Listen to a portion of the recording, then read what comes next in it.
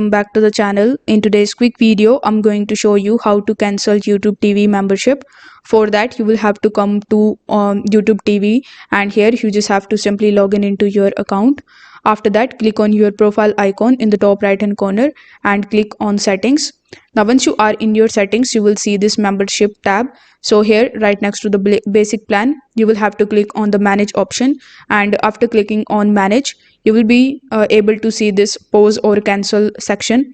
So once you click on it, you can either pause your membership, but if you are certain to cancel it, you will have to simply click on the cancel option, and then it will show you bunch of the reasons. So you will have to choose the reason from that list of the cancellation.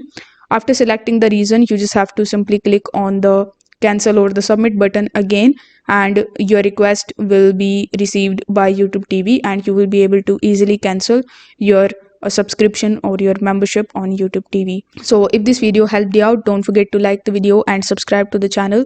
Thank you so much for watching.